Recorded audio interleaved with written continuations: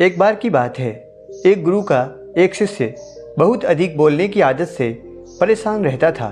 जब भी वह किसी से मिलने के बाद अपने दोस्तों के सामने उस व्यक्ति के बारे में अपने विचार देना शुरू कर देता, चाहे कोई उससे पूछे या नहीं पूछे।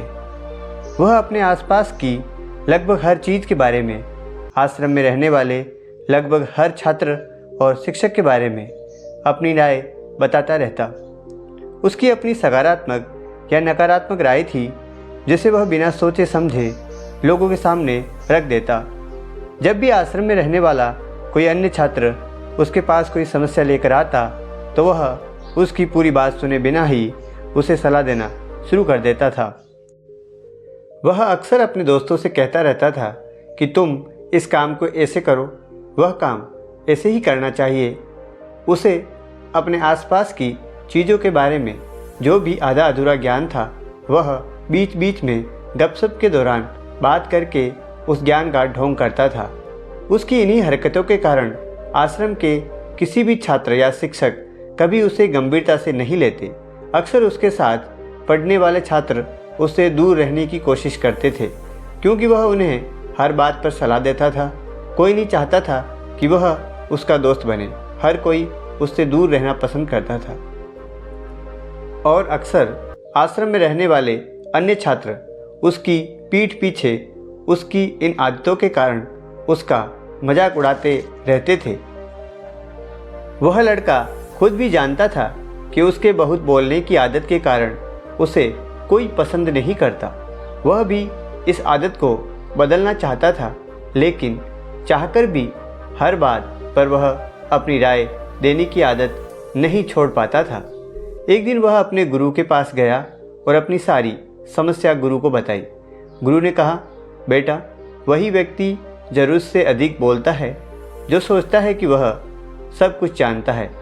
ऐसा व्यक्ति जो मानता है कि वह बहुत कम जानता है और अभी भी बहुत कुछ सीखना है, वह कभी भी अधिक नहीं बोलता है और न ही अपनी राय देता है। तो पहले अपने अंदर से यह अभिमान दूर करो कि तुम सब कुछ जानते हो। शिष्य ने गुरु के सामने सिर झुकाया।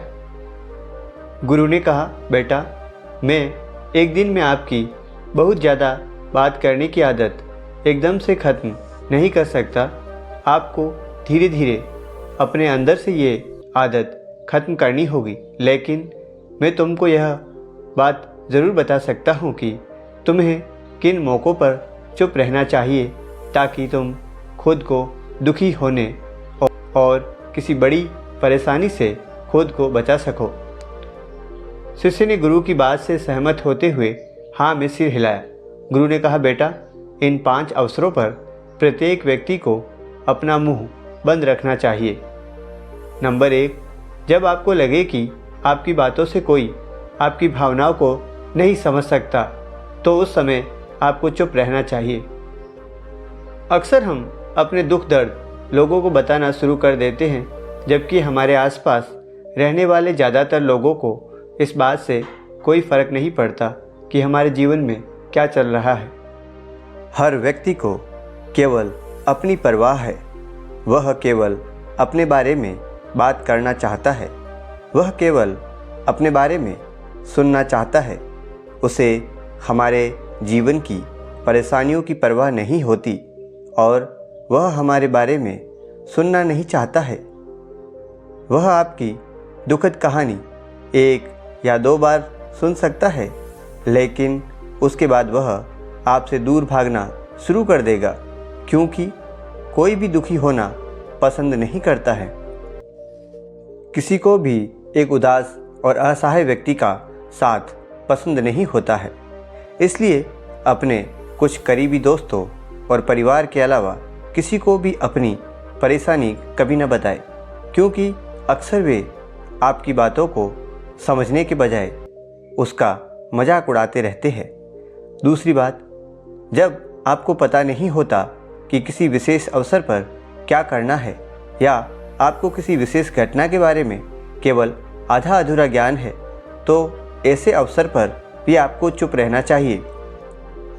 ऐसा व्यक्ति जो आधा अधूरा ज्ञान होने के बाद भी उस विषय पर बात करता है, वह अक्सर उपहास का पात्र बन जाता है। ऐसे व्यक्ति को कोई भी गंभीरता से नहीं लेता है। केवल वही व्यक्ति अपनी बात प्रभावी ढंग से रख सकता है जिसे उस विशेष घटना या विषय का गहरा ज्ञान हो। इसलिए यहाँ वहाँ से प्राप्त आधी अधूरी और अनपरखी जानकारी के आधार पर कभी भी लोगों को समझाने की कोशिश नहीं करनी चाहिए। नंबर 3, गुरु ने कहा, जब कोई व्यक्ति आपके सामने किसी तीसरे व्यक्ति की बुराई कर रहा हो तो ऐसी स्थिति में आपको चुप रहना चाहिए। आपको कभी भी ऐसी नकारात्मक बातचीत का हिस्सा नहीं बनना चाहिए, क्योंकि आज वह व्यक्ति जो कह रहा है आपके सामने किसी तीसरे व्यक्ति की बुराई, कल किसी और के सामने आपकी भी बुराई करेगा। और इस बात की अधिक संभावना है कि आज आपने जिस तीसरे व्यक्ति की बुराई की है उसे भी इस बात का पता चल जाए तो आप पर ही मुसीबत आ सकती है। इसलिए जब भी कोई किसी दूसरे व्यक्ति की बुराई करे या उसके गलत समय का मजाक उड़ाए तो आपको बस उसकी बात सुननी है, आपकी कोई राय नहीं देनी है। अगर आप ऐसा करें तो भविष्य में आपके लिए समस्याएं खड़ी हो सकती है। नंबर 4, गुरु ने कहा, जब कोई आप पर क्रोध और घृणा से चिल्लाता है, आपका अपमान करने की कोशिश करता है, तो ऐसी स्थिति में आप दूसरे व्यक्ति की क्रोध और घृणा को चुप रहकर कम कर सकते हैं। चुप रहकर भी आप स्थिति को बिगाड़ने से रोक सकते हैं। जब आप ऐसा नहीं करते हैं और दूसरे व्यक्ति के क्रोध का उत्तर क्रोध से देते हैं तो परिणाम काफ़ी भयंकर होता है। यदि आप उस समय चुप रहते हैं तो यह बात उस क्रोधी व्यक्ति के दिल में महसूस होती है। जब क्रोध शांत हो जाता है तो वह अपनी गलती पर पछताता है और इस बात की संभावना बढ़ जाती है कि वह आगे आकर आपसे माफ़ी मांगे अपनी गलती के लिए। और अगर वह माफ़ी नहीं मांगता है तो वह अंदर से दोषी महसूस करने लगता है और फिर अगली बार आप पर गुस्सा करने या नफरत करने से पहले वह व्यक्ति कई बार सोचता है। लेकिन आपको हर हाल में या हर समय चुप भी नहीं रहना चाहिए। अगर कोई गलत कर रहा है तो उसका जवाब आपको देना चाहिए, क्योंकि कुछ लोग ऐसे भी होते हैं जो हमारी खामोशी को हमारी कमजोरी समझते हैं। गुस्से में चुप रहने का यह तरीका केवल परिवार, करीबी रिश्तेदार और कुछ करीबी दोस्तों के लिए ही सही है, हर इंसान के लिए नहीं। अगर आप हर जगह खामोश रहने लगे तो इसका गलत इस्तेमाल भी हो सकता है।